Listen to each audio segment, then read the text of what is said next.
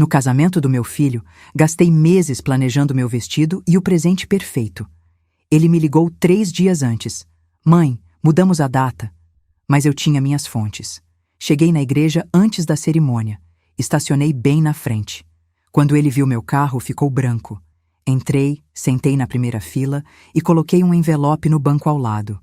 Ele não conseguiu dizer os votos direito. Era um sábado, 15 de junho de 2024, exatamente 2h32 da tarde. Eu sei o horário exato porque olhei para o relógio do meu celular 3 vezes antes de entrar naquela igreja. Igreja São José, aqui em São Paulo.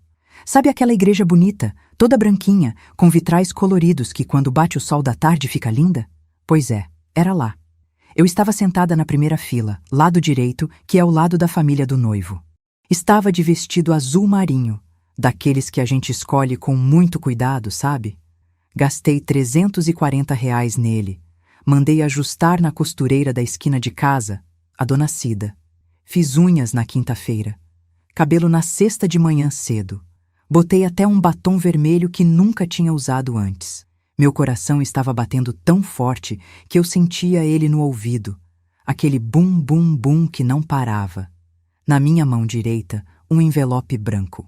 Daqueles comuns de carta, mas que pesava tanto que parecia que tinha pedra dentro.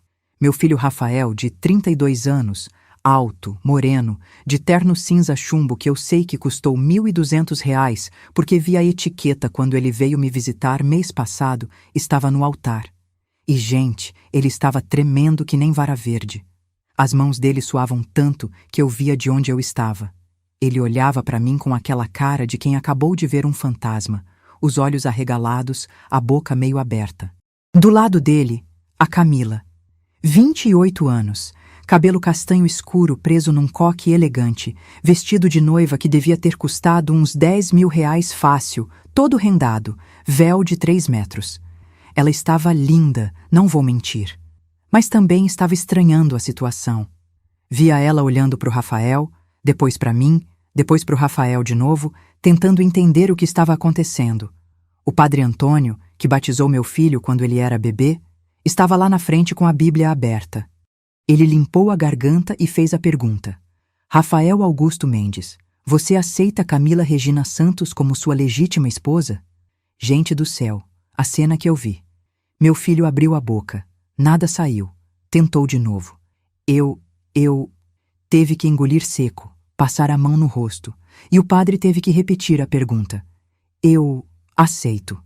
Na terceira tentativa, ele conseguiu falar, mas a voz saiu tão fraca que quem estava no fundo da igreja nem ouviu direito. Teve gente cochichando. Eu vi as cabeças se virando, as pessoas se entreolhando. Nossa Senhora, que vergonha alheia até para mim. Vocês querem saber por que ele estava daquele jeito? Por que aquele casamento estava mais parecendo um velório do que uma festa? Porque 3 dias antes, numa quarta-feira às 7h40 da noite, esse filho que eu carreguei na barriga por 9 meses, que eu amamentei, que eu criei sozinha depois que o pai dele morreu, me ligou. O celular tocou enquanto eu estava fazendo arroz com feijão para minha janta simples de sempre. Limpei a mão no pano de prato e atendi. Oi, mãe, tudo bem? Tudo, filho, e você? Olha, mãe, eu preciso te contar uma coisa. A voz dele estava diferente, meio engasgada. Sabe quando a pessoa está nervosa? A gente mudou a data do casamento. Vai ser só uma cerimônia íntima, bem pequenininha mesmo, só família mais próxima. Decidimos fazer algo mais reservado, entende? Meu estômago embrulhou na hora. Como assim mudaram a data? Mas não era sábado que vem? É que a gente repensou, sabe? E decidiu fazer algo mais discreto. Vai ser legal, sem toda aquela pressão de casamento grande. Desliguei o telefone com a mão tremendo. Fiquei ali parada no meio da cozinha, olhando para o arroz que estava fervendo no fogão, sentindo o cheiro do alho que tinha refogado, mas sem conseguir me mexer. Meu filho tinha acabado de me dar um bolo no próprio casamento dele. Meu filho. Mas sabe de uma coisa? Eu tinha minhas fontes. No dia seguinte, quinta-feira de manhã, encontrei a dona Marlene no mercado extra ali da Avenida do Contorno. Ela é vizinha da sogra do Rafael, mora no prédio ao lado lá no bairro Belvedere. A gente se conhece há anos, desde quando meu filho começou a namorar a Camila. Helena, como você está animada para o casamento? Ela falou alto, empurrando o carrinho cheio de compras. Fiz que sim com a cabeça, mas fiquei quieta. Que festa linda vai ser! A Camila passou lá em casa ontem mostrar umas fotos do buffet para minha filha. 200 convidados, imagina. Banda ao vivo, aquelas mesas todas decoradas. Uma fortuna esses casamentos de hoje em dia. Senti o chão sumir debaixo dos meus pés. 200 convidados. Banda ao vivo. Buffet de luxo. Então não mudaram nada. A data continuava a mesma. O casamento continuava enorme. A única coisa que tinha mudado era que eu tinha sido cortada da lista. Naquela noite, não consegui dormir. Fiquei virando na cama até às 4 da manhã, pensando, relembrando, juntando as peças todas que eu tinha ignorado nos últimos meses. Como uma idiota, uma boba que acreditou em tudo. Cada vez que meu filho tinha desconversado quando eu perguntava dos preparativos. Cada vez que ele tinha dito que estava tudo sob controle. Cada vez que a Camila tinha arranjado uma desculpa para não me encontrar. Mas eu não ia ficar em casa chorando. Não, senhor. Se eles achavam que eu ia aceitar aquilo quieta, estavam muito enganados. Eu ia naquele casamento, sim. E não ia sozinha, não. Ia levar uma surpresinha que eles nunca iam esquecer. Na sexta-feira, fui na loja e comprei aquele vestido azul marinho. Marquei unha e cabelo. No sábado de manhã, acordei às 6. Tomei um banho demorado, me arrumei toda. Coloquei um perfume bom que tinha ganhado no Natal, passei base, rímel, batom. Me olhei no espelho do quarto e pensei, hoje vai ser o dia que eu vou mostrar para o meu filho quem realmente sou.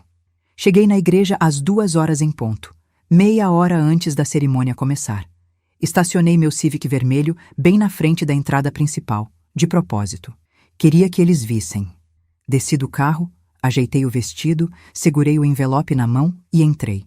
A igreja estava sendo decorada ainda. Tinha gente arrumando flores nas laterais dos bancos, ajeitando os laços brancos, testando o som. Quando me viram, pararam. Aquele silêncio constrangedor tomou conta de tudo. Eu só sorri, cumprimentei com a cabeça e fui direto para a primeira fila. Sentei do lado direito, coloquei minha bolsa ao lado e o envelope branco em cima do banco. Foi quando ouvi a gritaria lá fora.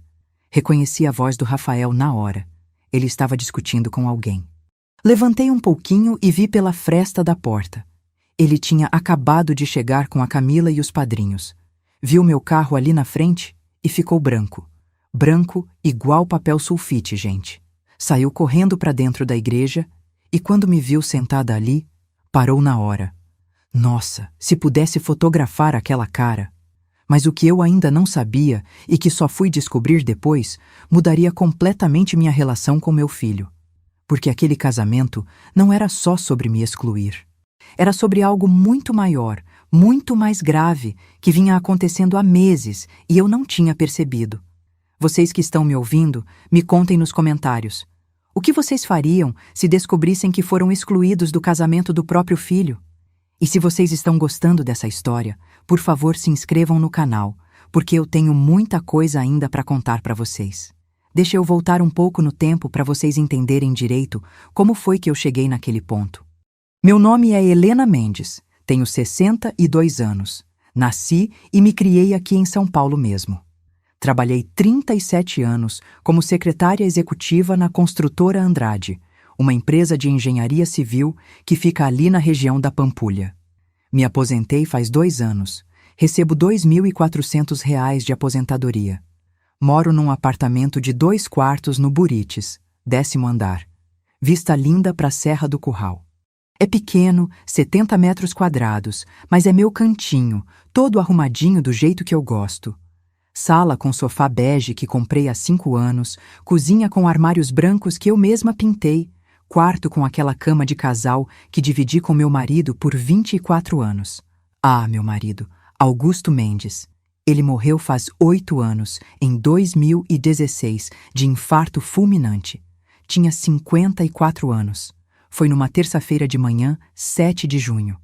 Ele estava tomando café, comendo pão com manteiga, reclamando do trânsito que ia pegar para ir trabalhar, quando de repente levou a mão no peito e caiu.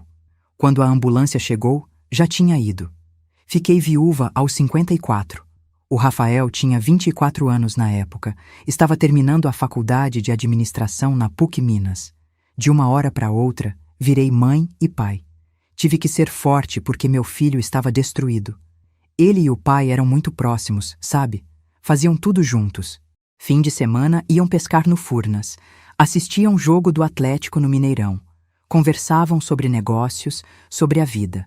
Depois que o Augusto morreu, me desdobrei para manter tudo em pé. A pensão dele ajudava, mas não era suficiente. Vendi nosso carro, um Palio que a gente adorava. Cortei gastos com tudo que dava. Parei de ir no salão todo mês, passei a fazer unha em casa, parei de comprar roupa nova. Comecei a fazer hora extra no escritório. Tudo para garantir que meu filho se formasse direitinho, porque a faculdade particular não era barata, não. Eram R$ 1.800 por mês naquela época. O Rafael se formou em 2017. Foi uma festa quando ele recebeu o diploma.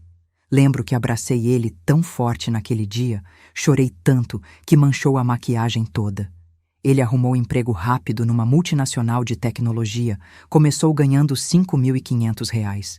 2 anos depois, já estava em 8.000. Fiquei tão orgulhosa.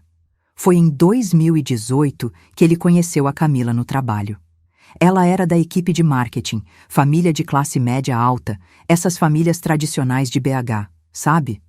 O pai dela é dono de uma rede de farmácias, a mãe dá aula de piano. Moram numa casa enorme no Belvedere, 3 andares, piscina, churrasqueira. No começo, achei a Camila uma menina educada.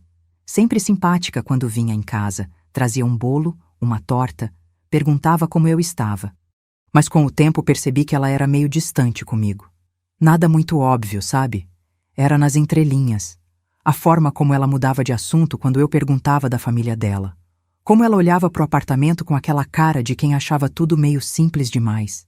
Como ela sempre tinha uma desculpa para não almoçar comigo nos domingos. Mas eu relevava porque via meu filho feliz. E mãe quer o quê? Quer ver filho feliz, né? Mesmo quando começaram a namorar sério e ele passou a vir menos em casa. Mesmo quando pararam de me contar as coisas. Eu pensava que era normal, que filho cresce, faz a vida dele, se afasta um pouco da mãe. Todo mundo falava isso. Helena, relaxa, é fase. Daqui a pouco ele volta. Em 2021, eles resolveram morar juntos. Alugaram um apartamento de 3 quartos ali perto do trabalho, na região da Savassi.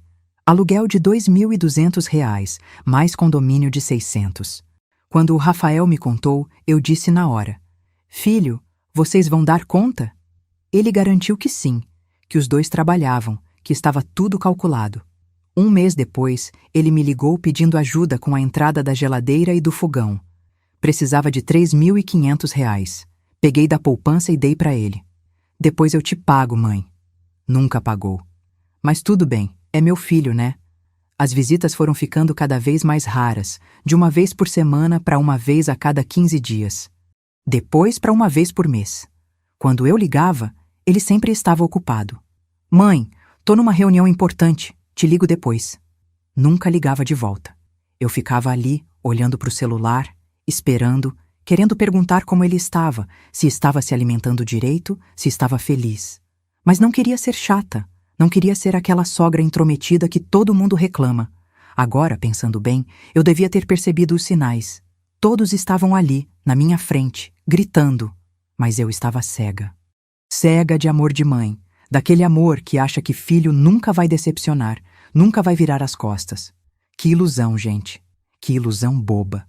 A situação começou a desandar de vez no final de 2023. Era uma sexta-feira, 9 de novembro. Umas 7 da noite. Eu tinha acabado de chegar do mercado. Estava guardando as compras na despensa quando o Rafael tocou a campainha. Não tinha avisado que ia vir. Foi uma surpresa. Abri a porta e ele estava lá, de roupa social porque vinha direto do trabalho, com aquela cara de quem precisa falar algo sério. Oi, mãe. Tudo bem? Posso entrar? Claro, filho. Entra. Você jantou? Fiz uma carne de panela hoje que ficou uma delícia. Posso esquentar para você. Não, mãe, obrigado. Eu só vim porque preciso conversar uma coisa importante com você. Meu coração deu um pulo. Pensei na hora que ele ia me contar alguma tragédia. Doença, demissão, separação. Sentamos no sofá da sala e ele respirou fundo antes de falar. Mãe, eu e a Camila decidimos nos casar. Vai ser no meio do ano que vem, junho ou julho. A gente está muito feliz e queria que você fosse uma das primeiras a saber. Eu pulei do sofá e abracei ele. Filho, que notícia maravilhosa! Meu Deus, eu estou tão feliz! Você não tem noção. Comecei a chorar de alegria, a fazer 1000 perguntas. Onde seria? Já tinham escolhido o lugar? Quantas pessoas? Como eu podia ajudar? Foi aí que ele soltou a primeira bomba. Olha, mãe, vai ser uma cerimônia pequena, só família mais próxima mesmo, uns 50 convidados no máximo. A família da Camila vai bancar a maior parte porque eles fazem questão. É uma tradição na família dela, entende? O pai dela que paga o casamento das filhas. Achei estranho, mas não falei nada. Família rica tem essas tradições mesmo. E pensei, bom, pelo menos não vou precisar gastar muito, porque na real minha situação financeira estava apertada. A aposentadoria mal cobria as contas do mês. E eu posso ajudar no quê? Na escolha da igreja? Do vestido? Do buffet? Ah, mãe, a gente vai cuidar de tudo. Não se preocupa não. Quando tiver algo que você precise saber, eu te aviso. Ele ficou mais uns 20 minutos, bebeu um café, comeu um pedaço do bolo de fubá que eu tinha feito de manhã e foi embora. Fiquei ali, sentada no sofá, com um sentimento estranho no peito. Não era exatamente felicidade, era uma coisa meio misturada, sabe? Alegria pelo casamento, mas também uma pontinha de tristeza, preocupação. Não sabia definir direito. Os meses foram passando e eu não sabia de nada dos preparativos. Toda vez que eu perguntava para o Rafael, ele desconversava. Tá tudo sob controle, mãe. Relaxa. Ou então, ainda não decidimos isso. Ou, a Camila que está cuidando dessa parte. Em janeiro de 2024, ele me ligou pedindo para eu ir jantar com eles no apartamento. Era um sábado à noite. Fiquei super animada, fazia meses que não ia lá. Comprei um vinho de R$ 42, desses mais ou menos, e uma torta de morango na confeitaria para levar de sobremesa. Quando cheguei lá, às 8 em ponto, a Camila estava fazendo um filé com fritas. A casa estava cheirosa, vela acesa na mesa, música ambiente tocando. Tudo muito arrumadinho. Jantamos conversando sobre amenidades, trabalho, notícias, essas coisas. Mas eu percebia uma tensão no ar. Eles trocavam olhares, sabe? Aqueles olhares de casal que está escondendo algo. Na hora da sobremesa, a Camila limpou a garganta. Helena, a gente queria conversar uma coisa com você. Sobre o casamento. Meu coração acelerou. Claro, podem falar. É que a gente decidiu fazer algo bem intimista mesmo. Cerimônia pequena, recepção só para a família bem próxima. Sem aquela coisa toda de casamento gigante, sabe? A gente quer algo mais significativo, mais nosso. Ah, sim, o Rafael já tinha me contado. Eu acho lindo.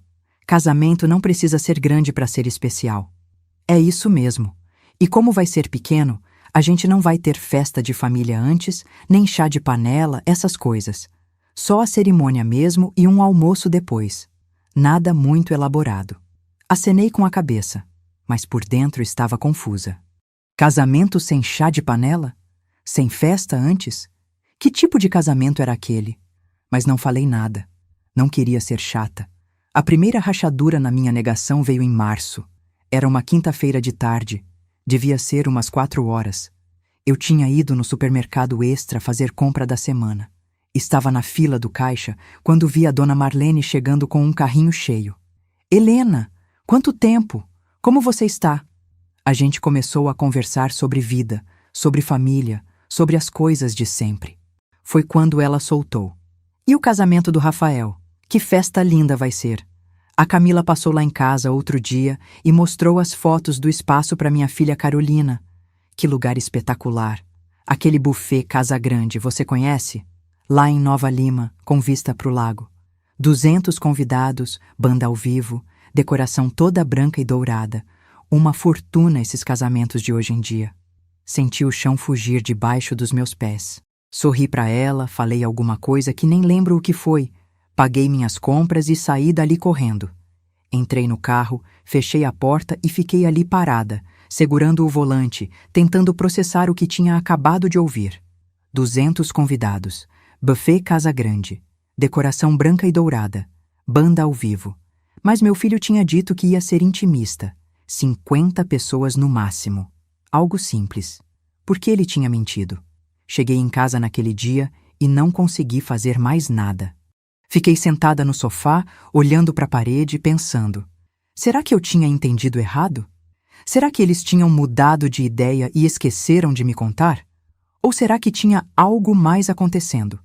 Liguei para o Rafael no dia seguinte, sexta-feira de manhã. Oi, filho, tudo bem? Queria saber como estão os preparativos do casamento. Oi, mãe. Tá tudo certo. Corrido, mas está caminhando. E o lugar? Já decidiram onde vai ser? Ah, a gente está vendo uns lugares ainda. Nada definido, não. Ele estava mentindo. Eu senti na voz, aquele tom de quem está inventando desculpa na hora. Filho, encontrei a dona Marlene ontem e ela comentou que vocês escolheram aquele buffet Casa Grande. É lá que vai ser? Silêncio do outro lado da linha. Um silêncio longo, constrangedor. Ah, é. A gente tá pensando nesse lugar sim, mas ainda não fechamos não. E vai ser 200 pessoas? Pensei que vocês queriam algo pequeno.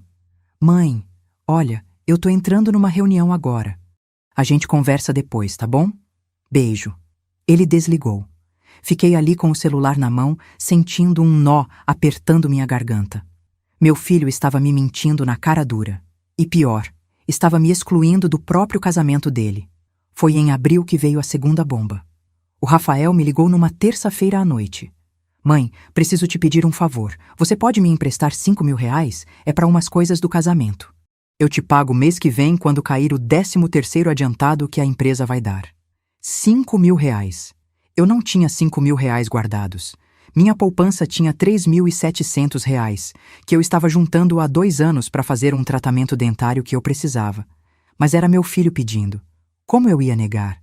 Tá bom, filho, mas para que você precisa desse dinheiro? Ah, é para fechar uns fornecedores. Você sabe como é, casamento é caro. No dia seguinte fui no banco, saquei os 3.700 da poupança, peguei 1.300 emprestado com a dona Neuza, minha vizinha do apartamento de baixo, e transferi tudo pro Rafael. Ele agradeceu por mensagem. Obrigado, mãe. Você é demais. Te amo. Mas fiquei com aquilo na cabeça. R$ 5.000 para quê, exatamente? Resolvi investigar. Entrei no Google e pesquisei preços de coisas de casamento. Buffet, decoração, igreja, música. Nada custava exatamente R$ 5.000.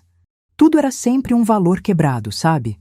4.800, 5.200, 6.300. Foi aí que lembrei de uma conversa que tinha tido com a Camila meses atrás. Ela tinha comentado que a irmã dela, a Juliana, estudava num colégio particular caríssimo. Fui pesquisar. Colégio Santo Agostinho. Mensalidade, R$ 5.000 exatos. Meu filho tinha pegado dinheiro emprestado comigo para pagar a escola da irmã da noiva. Não era nem para casamento, era para ajudar a família dela. E tinha mentido para mim. Comecei a chorar ali, sozinha na cozinha do meu apartamento, com o celular na mão mostrando aquele site do colégio. Chorei de raiva, de tristeza, de decepção. Como meu filho tinha virado aquilo? Como ele conseguia me usar daquele jeito e ainda dormir tranquilo à noite? Mas o pior ainda estava por vir. A descoberta que realmente destruiu meu coração aconteceu no dia 23 de maio, uma quinta-feira. Eu tinha ido no Shopping BH para comprar um presente de aniversário para minha prima. Eram umas 3 da tarde. Estava caminhando pelo corredor quando vi meu filho e a Camila entrando numa joalheria. Aquela loja cara, cheia de vitrine brilhando. Não sei porquê, mas resolvi segui-los. Fiquei do lado de fora, meio escondida atrás de um pilar, observando. Eles estavam escolhendo alianças. A vendedora mostrava várias opções. Eles experimentavam, riam, se beijavam. Aquela cena linda de casal feliz escolhendo as alianças de casamento. Foi quando eu escutei a Camila falar. Alto o suficiente para eu ouvir dali de onde eu estava. Sabe, minha sogra é meio complicada. Sempre muito intrometida, quer saber de tudo, quer dar palpite em tudo. Por isso a gente decidiu fazer o casamento sem ela no meio, atrapalhando os preparativos. É melhor assim, menos dor de cabeça. A vendedora riu. Ah, eu te entendo. Sogra é complicado mesmo. E meu filho que eu carreguei na barriga, que eu criei, que eu amei mais do que tudo na vida, apenas balançou a cabeça concordando. É, melhor assim mesmo. Se a gente deixar, ela vai querer palpitar em tudo e vai dar confusão. Gente, eu não sei explicar o que eu senti naquele momento. Foi como se alguém tivesse enfiado uma faca no meu peito e torcido. Minha visão ficou embaçada, minhas pernas bambas, meu coração disparou. Pensei que ia desmaiar ali mesmo, no meio do shopping. Segurei no pilar para não cair. Intrometida. Complicada. Melhor sem ela no meio. Saí dali sem eles me verem. Não sei nem como consegui dirigir até em casa. Lembro de entrar no apartamento, fechar a porta, encostar nela e deslizar até o chão. Fiquei ali sentada, abraçando os joelhos, chorando. Chorando tanto que molhou a blusa toda. Era aquilo que meu filho pensava de mim? Que eu era um estorvo? Um problema? Algo para ser mantido longe? Passei o resto da tarde e a noite inteira acordada, repassando cada momento da nossa relação. Cada vez que eu liguei para ele e ele não atendeu. Cada vez que eu perguntei sobre o casamento e ele desconversou. Cada vez que eu ofereci ajuda e ele recusou. Tudo fazia sentido agora. Eles estavam me excluindo de propósito. E o pior, estavam usando meu dinheiro. Os 5.000 reais que eu dei para ele com tanto sacrifício, pegando até emprestado com a vizinha, enquanto eles me tratavam como lixo. No dia seguinte, sexta-feira, liguei para Dona Expedita. Ela trabalha de diarista na casa da mãe da Camila há uns 15 anos. A gente se conhece da igreja, sempre conversamos depois da missa de domingo. Expedita, preciso te perguntar uma coisa, e por favor, seja sincera comigo. Você sabe alguma coisa sobre o casamento do meu filho? Ela ficou em silêncio por uns segundos. Depois, suspirou. Helena, eu não queria ser eu a te contar isso, mas já que você está perguntando, o convite já saiu faz tempo. Data confirmada para o dia 15 de junho. Buffet Casa Grande, recepção para 200 pessoas, banda ao vivo, decoração de primeira linha. Está tudo organizado há meses. E eu? Meu nome está na lista de convidados? Mais silêncio. Helena, sua nora anda falando que você é muito controladora, que fica em cima dela o tempo todo, querendo saber de tudo, que ela ficou feliz de você não se meter nos preparativos, porque assim ela pôde fazer as coisas do jeito que queria. E seu filho? Ele concorda com tudo que ela fala. Desliguei o telefone com a mão tremendo. Era oficial, então. Eles estavam planejando me dar um bolo no casamento.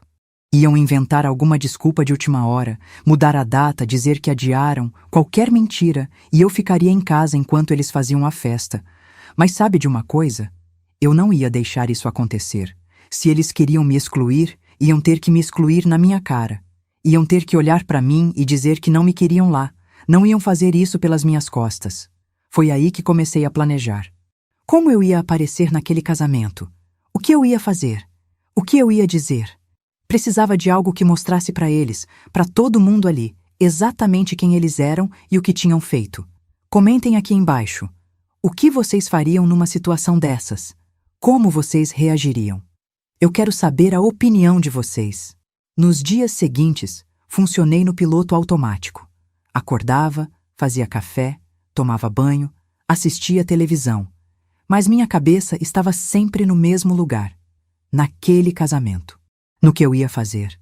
Em como eu ia mostrar para todo mundo quem realmente eram aquelas pessoas que eu tinha chamado de filho e nora. Era terça-feira, 28 de maio, quando tomei a primeira decisão concreta. Ia naquele casamento. Não importava o que eles dissessem, não importava se tentassem me impedir. Eu ia entrar naquela igreja, ia sentar na primeira fila e ia assistir tudo, porque eu tinha esse direito. Eu era a mãe do noivo, e ninguém ia me tirar isso. Mas não ia só assistir. Ia levar algo comigo, uma mensagem, um recado, algo que deixasse claro para todo mundo ali que eu sabia exatamente o que eles tinham feito. Peguei uma folha de papel e comecei a escrever. Rasguei a primeira versão, muito agressiva. Rasguei a segunda, muito dramática. Rasguei a terceira, a quarta, a quinta. Passei a tarde inteira escrevendo e reescrevendo até que finalmente consegui algo que expressava exatamente o que eu queria dizer. Era uma carta curta, direta, mas que dizia tudo.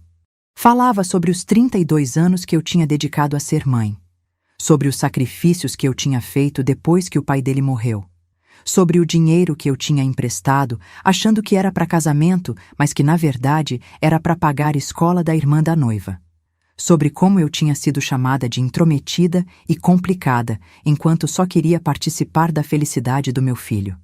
E terminava com uma frase que eu sabia que ia doer nele. A partir de hoje, você conseguiu o que queria. Uma vida sem sua mãe intrometida. Quando sentir falta de ter uma família de verdade, você sabe onde me encontrar. Imprimi a carta, coloquei dentro de um envelope branco comum. Junto com a carta, coloquei uma foto do comprovante de transferência dos R$ 5.000. Queria que ele lembrasse. Queria que a Camila visse. Queria que todo mundo que abrisse aquele envelope soubesse exatamente o tipo de filho que eu tinha criado. Mas ainda faltava uma coisa. Eu precisava estar impecável naquele dia.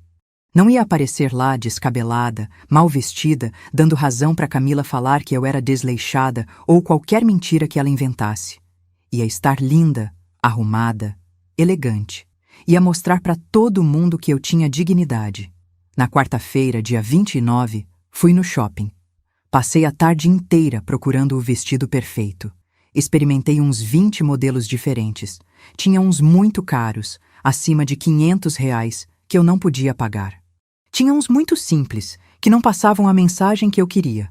Até que encontrei o tal do vestido azul marinho. Era numa loja do segundo piso, daquelas lojas de roupas mais clássicas, para senhoras. O vestido era de um tecido bom, tinha um corte elegante, na altura dos joelhos, manga 3/4, nada muito chamativo, mas bonito, sofisticado.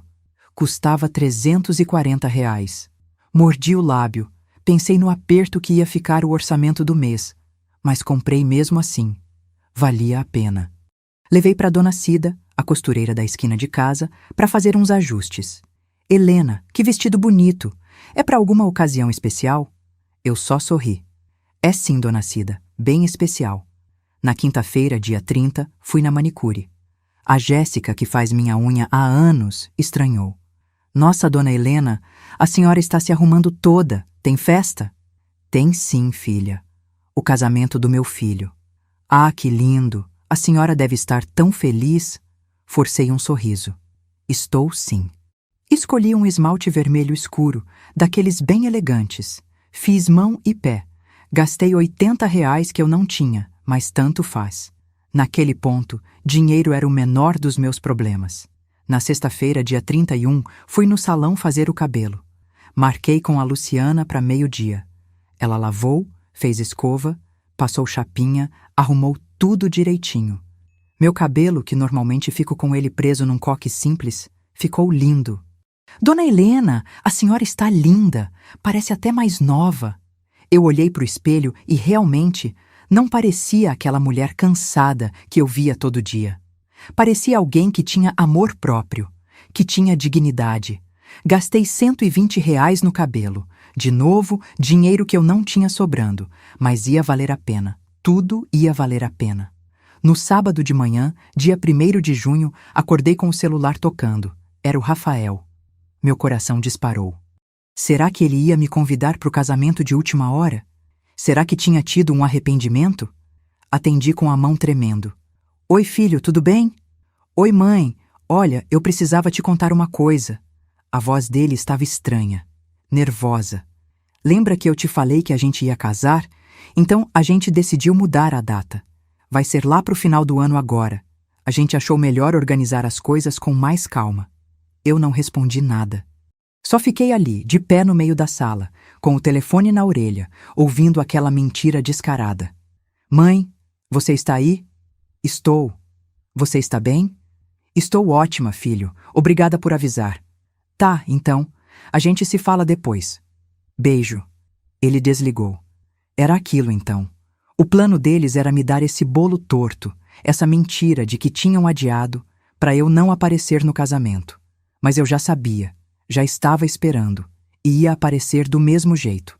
Nos dias seguintes, fiquei obcecada com os detalhes.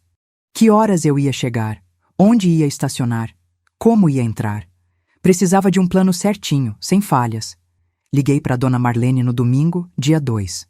Marlene, me tira uma dúvida. O casamento do Rafael é mesmo no dia 15, né? Às 2:30 da tarde? Isso mesmo, Helena. Igreja São José, ali na Savassi. Você não vai perder, né? Vai ser lindo. Não vou perder não, pode deixar. Na segunda-feira, dia 3, fui até a igreja. Queria reconhecer o lugar, saber onde era a entrada principal, onde ficava o estacionamento, onde eram os bancos da família do noivo. Passei uns 20 minutos ali, observando tudo, memorizando cada detalhe. O padre Antônio, que me conhece desde que o Rafael era pequeno, estava saindo quando me viu. Helena, que surpresa boa! Veio ver a igreja antes do casamento? Vim sim, padre. Queria me familiarizar com o espaço. Ah, que lindo! Mãe sempre fica nervosa no casamento do filho, né? Mas pode ficar tranquila que vai ser tudo lindo. O Rafael me procurou mês passado para acertar os detalhes. Que menino bom você criou! Sorri sem abrir a boca. Obrigada, padre. Voltei para casa com o mapa mental todo pronto. Sabia exatamente o que ia fazer, quando, como e onde. No dia 9 de junho, recebi uma mensagem da Camila. Foi a primeira vez em meses que ela entrou em contato comigo diretamente. Oi, Helena. Tudo bem? O Rafael me contou que avisou você sobre termos adiado o casamento. Foi uma decisão difícil, mas achamos melhor. Espero que você entenda. Beijo. Aquela mensagem cínica, fingida, me deu vontade de jogar o celular na parede. Mas me controlei. Respondi. Entendo sim, querida. Sem problemas. Vocês sabem o que é melhor para vocês. Na terça-feira, dia 11, fui numa papelaria e comprei um envelope bonito, branco, tamanho carta, daqueles com uma textura mais grossa. Era para colocar a carta e o comprovante. Precisava que ficasse elegante, apresentável. Não ia entregar um papel amassado. Na quarta-feira, faltando 2 dias para o casamento, fiquei o dia inteiro nervosa. Será que eu estava fazendo a coisa certa? Será que era melhor só deixar para lá, fingir que nada tinha acontecido, continuar sendo a mãe que aceita tudo calada? Liguei para minha irmã, a Cristina, que mora em São Paulo. Contei tudo para ela. As mentiras, o dinheiro, a exclusão, a descoberta no shopping, o plano de aparecer no casamento. Helena, eu te entendo. Mas você tem certeza que quer fazer isso? Vai criar um escândalo. Cristina, eles já criaram o escândalo. Eu só vou deixar claro que eu sei. Mas e depois? E seu relacionamento com seu filho? Que relacionamento? Aquele que já não existe mais? Aquele onde ele me usa, me mente e me trata como um estorvo? Prefiro não ter relação nenhuma do que ter uma relação falsa. Ela suspirou. Você é muito forte, irmã. Mais forte do que eu. Eu não ia conseguir fazer isso. Eu também achava que não conseguia. Mas a gente descobre do que é capaz quando é traída por quem a gente mais ama. Na quinta-feira, véspera do casamento, passei o dia inteiro em casa, relendo a carta 1000 vezes, conferindo se estava tudo certo. Separei a roupa, os sapatos, a bolsa, o envelope. Coloquei tudo arrumadinho em cima da cama. Amanhã era o dia. Tentei dormir cedo, mas não consegui.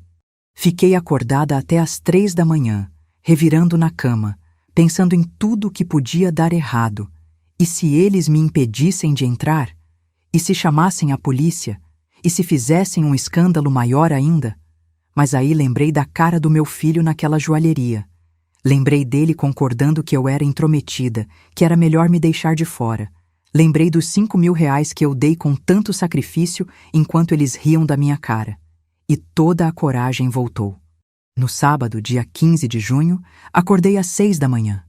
Tomei um banho demorado, bem quente, daqueles que a gente toma quando precisa se acalmar. Me arrumei com calma. Passei base, pó, rímel.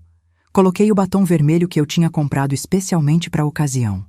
Vesti o vestido azul marinho, calcei os sapatos de salto médio que eu mal usava porque me machucavam os pés, mas que eram os mais elegantes que eu tinha. Passei o perfume bom. Me olhei no espelho. Não reconheci a mulher que estava ali. Não era mais a Helena submissa, que aceitava desaforo calada. Era uma mulher que tinha decidido se defender, que tinha decidido dizer não, que tinha decidido que merecia respeito. Peguei o envelope, Coloquei dentro da bolsa e saí de casa ao meio-dia. O casamento era às 2h30, mas eu queria chegar cedo, bem cedo. Queria estar lá quando eles chegassem. Queria ver a cara deles quando me vissem. Dirigi devagar, com cuidado, ouvindo rádio para me distrair. Mas meu coração estava disparado. Minhas mãos suavam no volante. Parei num posto para tomar água e respirar fundo. Cheguei na igreja às 2h em ponto, meia hora antes da cerimônia. O estacionamento já tinha alguns carros dos fornecedores que estavam terminando a decoração. Estacionei bem na frente da porta principal. De propósito, queria que eles vissem meu carro vermelho assim que chegassem. Desci, ajeitei o vestido, peguei a bolsa com o envelope dentro e entrei. A igreja estava linda. Flores brancas por todo lado, aqueles laços de cetim nos bancos, velas acesas no altar. Tinha um cheiro gostoso de lírio e rosas. Era realmente uma cerimônia cara, bem feita. As pessoas que estavam terminando os preparativos pararam quando me viram. Olharam para mim com aquela cara de quem não estava esperando ninguém ainda. Eu só sorri e falei, boa tarde. Caminhei até a primeira fila, lado direito, que é o lado da família do noivo. Sentei no primeiro banco, bem no meio. Coloquei minha bolsa ao lado e tirei o envelope de dentro. Coloquei o envelope em cima do banco, bem visível, e esperei. Fiquei ali sentada na primeira fila, de costas para a porta, ouvindo os sons da igreja sendo preparada. As pessoas conversando baixinho, o barulho de salto alto no piso de madeira, alguém testando o microfone. Meu coração batia tão forte que eu sentia ele no pescoço, na garganta, nas têmporas. Eram 2h14 quando ouvi o primeiro sinal de que eles tinham chegado. Foi um grito lá de fora. Uma voz masculina, alterada, falando algo que eu não entendi direito. Depois um silêncio. Depois, passos correndo. A porta da igreja se abriu com força e meu filho entrou. Rafael. De terno cinza chumbo, gravata azul clarinha, cabelo penteado para o lado. Ele parou no meio do corredor quando me viu. Ficou ali congelado por uns 3 segundos, boca aberta, olhos arregalados. A cor sumiu do rosto dele. Ficou branco que nem papel. Mãe, o que você está fazendo aqui? Me virei devagar para olhar para ele. Segurei firme na alça da bolsa para minha mão não tremer.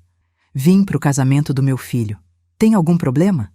Ele olhou para a porta, depois para mim, depois para o envelope que estava no banco ao meu lado. Mas eu te falei que a gente tinha adiado. Você mentiu. Eu sei que mentiu, mas não se preocupa. Não vim causar confusão. Vim só assistir. Posso fazer isso, né? Assistir o casamento do meu próprio filho? Nessa hora, a Camila entrou também, ainda com o robe por cima do vestido de noiva, maquiagem pela metade. Quando me viu, ela parou do mesmo jeito que o Rafael. Rafael, o que ela está fazendo aqui? Você não falou para ela que tinha adiado? Falei sim, mas ela veio mesmo assim. Os dois ficaram ali parados, me olhando, sem saber o que fazer. Foi o padrinho que quebrou o silêncio. Entrou pela porta, viu a cena e perguntou: Opa, qual é o problema? Rafael se aproximou dele e cochichou algo. O padrinho olhou para mim, depois para o Rafael, depois para Camila. Cara, é a sua mãe. Ela tem todo o direito de estar aqui. Mas a gente não contou para ela porque vocês acharam que eu era um estorvo, eu sei. Completei a frase olhando direto nos olhos do meu filho. Mas estou aqui agora, e vou ficar. A não ser que vocês queiram fazer um escândalo e me tirar na força. A Camila cruzou os braços. Rafael, faz alguma coisa. Eu não quero ela aqui. Foi quando o padre Antônio apareceu. O que está acontecendo aqui? Por que todo mundo está gritando? Ele me viu e sorriu. Helena, que bom que você já chegou. Estava com saudades de você. Faz tempo que não te vejo. Você está linda. Obrigada, padre. Ele olhou para o Rafael. Meu filho, está tudo bem? Está nervoso? Rafael não sabia onde enfiar a cara. Tudo bem, padre. Só um imprevisto. Imprevisto? Sua mãe aqui não é imprevisto. É o natural. Mãe sempre na primeira fila no casamento do filho. Ele deu um tapinha no ombro dele e voltou para o altar. Camila e Rafael trocaram olhares desesperados, mas não podiam fazer nada. Os convidados começaram a chegar. Parentes dos dois lados, amigos, colegas de trabalho. Todo mundo cumprimentando, tirando foto, conversando animado. Algumas pessoas me viram ali e vieram falar comigo. Helena, que bom te ver. Você está linda. Obrigada. Que dia especial, né? Seu filho casando? É sim, muito especial. Eu mantinha um sorriso educado no rosto, cumprimentava todo mundo, mas por dentro estava me segurando para não explodir, para não gritar, para não sair correndo dali. Às 2h28, a música começou.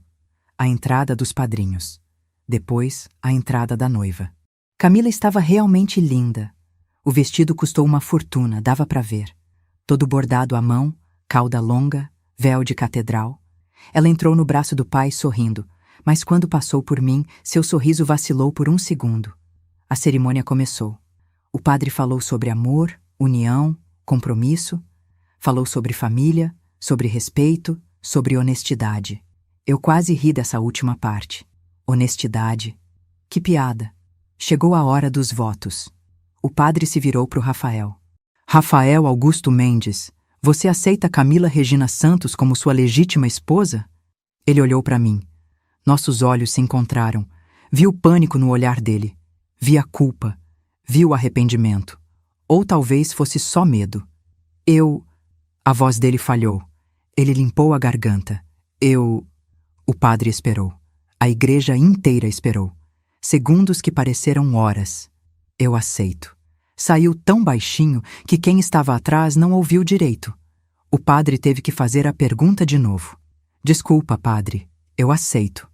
Dessa vez, saiu um pouco mais alto, mas ainda tremido. Depois foi a vez da Camila. Ela aceitou sem problemas, voz firme, olhando nos olhos dele. O padre declarou eles marido e mulher. Pode beijar a noiva. O beijo foi rápido, sem emoção. Aqueles beijos de casamento que a gente vê que não tem sentimento de verdade. Só protocolo. Foi quando eu me levantei, devagar, segurando o envelope na mão. A igreja inteira me olhou. Caminhei até o altar.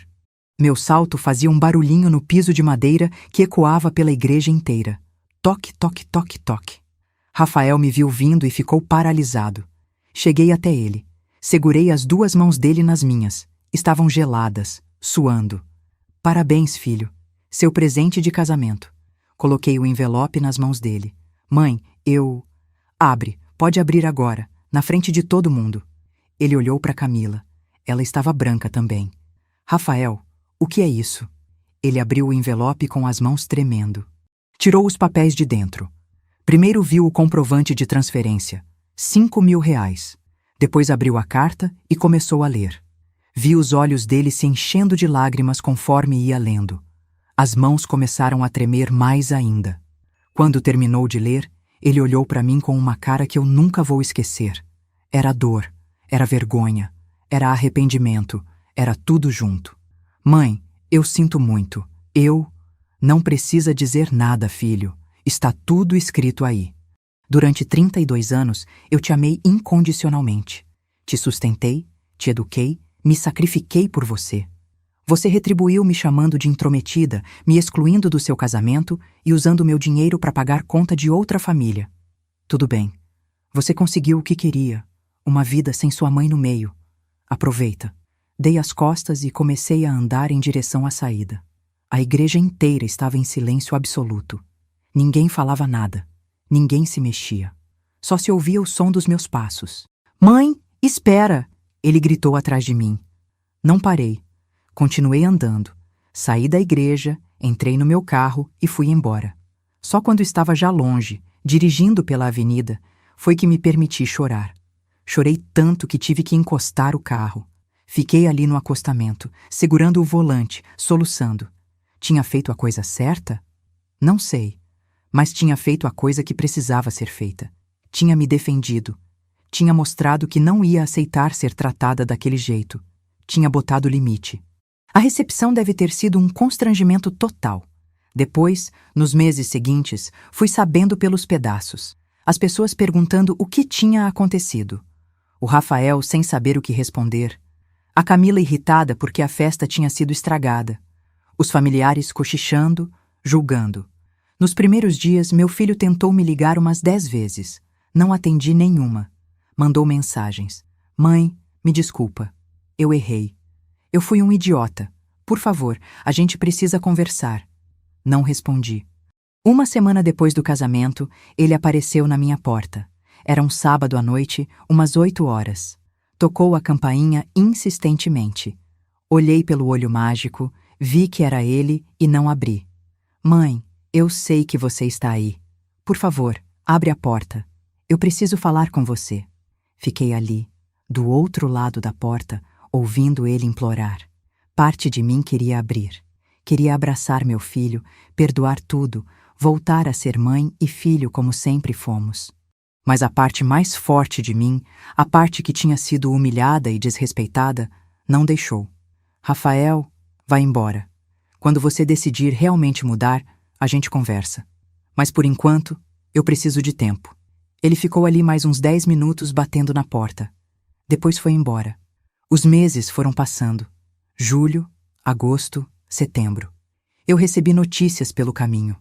A dona Expedita me contava as coisas quando a gente se encontrava na igreja. O casamento não estava indo bem. Eles brigavam direto. A Camila era controladora, mandona, gastadeira. O Rafael estava arrependido, mas tinha orgulho demais para admitir. Em outubro, descobri que eles estavam tendo problemas financeiros sérios. A Camila tinha feito um monte de dívidas no cartão de crédito sem o Rafael saber. Compras de roupa, sapato, bolsa, jantar em restaurante caro. Quando as contas chegaram, deu quase 40 mil reais de dívida. Parte de mim sentiu uma satisfação ruim. Justiça poética. Mas parte de mim ainda doía. Porque era meu filho sofrendo. E mãe, por mais que esteja magoada, sofre quando o filho sofre. Foi em dezembro, num dia 22, uma sexta-feira, às 9 da noite, que ele apareceu de novo. Tocou a campainha. Dessa vez eu abri. Ele estava diferente. Mais magro, olheiras profundas, cabelo despenteado. Quando me viu, começou a chorar. Mãe, me perdoa, eu estraguei tudo. Deixei ele entrar. Sentamos no sofá da sala, o mesmo sofá onde ele tinha sentado no ano anterior para me contar que ia casar. Ele chorou muito. Contou tudo. Como a Camila tinha sido manipuladora desde o começo. Como ela tinha colocado ele contra mim, fazendo ele acreditar que eu era o problema. Como ela gastou todo o dinheiro que eles tinham. Como ele tinha descoberto que ela falava mal dele pras costas com as amigas. E o pior, mãe, é que você tentou me avisar. Você sempre foi sincera comigo. E eu escolhi acreditar nela em vez de você. Eu troquei a pessoa que sempre esteve do meu lado por alguém que só queria me usar. Segurei a mão dele. Estava gelada, trêmula. Rafael, você é meu filho. Eu sempre vou te amar. Mas amor não significa aceitar desaforo. Você me machucou profundamente. Me humilhou. Me tratou como lixo. Eu sei.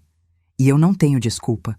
Só posso dizer que eu estava errado e que vou passar o resto da vida tentando compensar.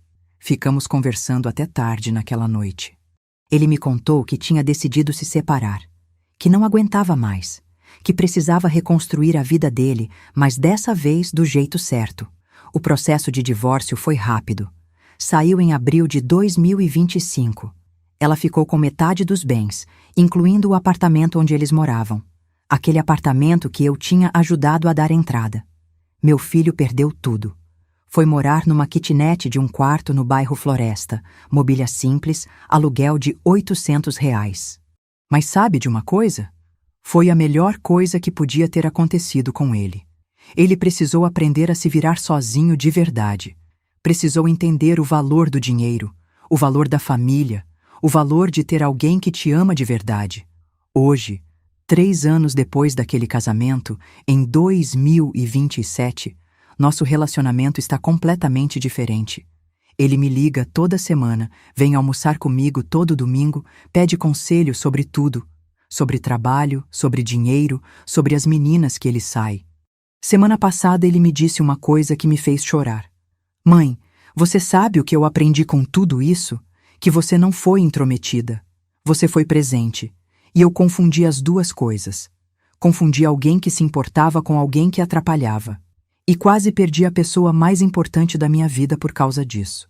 Ele conheceu uma menina nova agora, a Fernanda.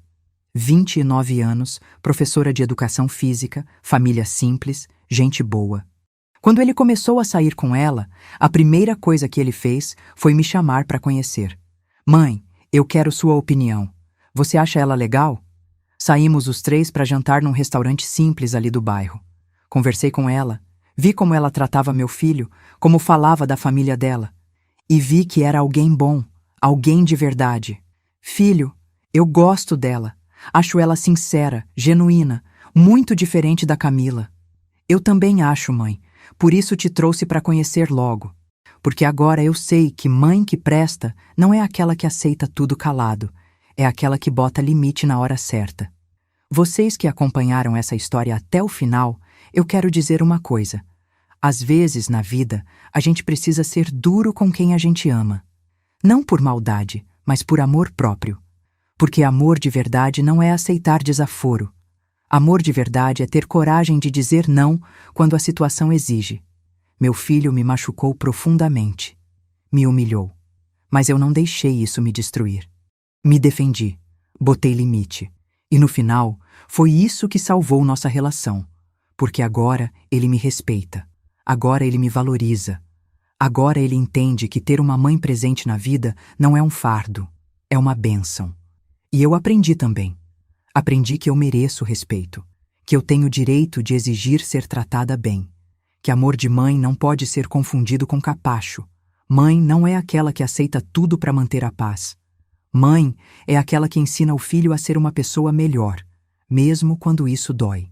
Se essa história tocou seu coração de alguma forma, se você já passou por algo parecido ou conhece alguém que passou, deixe seu comentário aqui embaixo contando de onde você está assistindo e o que você sentiu. Compartilhe esse vídeo com alguém que precisa ouvir essa mensagem de que a gente merece respeito, de que a gente não precisa aceitar ser tratado mal, nem mesmo pela própria família. E se você gosta de histórias reais como essa, de superação, de gente que decidiu não aceitar mais desaforo, se inscreva no canal porque eu tenho muitas outras histórias para contar para vocês. E assista agora a próxima história que está passando na sua tela, porque tenho certeza que você vai se identificar também. Um beijo no coração de cada um que chegou até aqui. E lembrem-se sempre, vocês merecem respeito. Não aceitem menos do que isso. Nunca.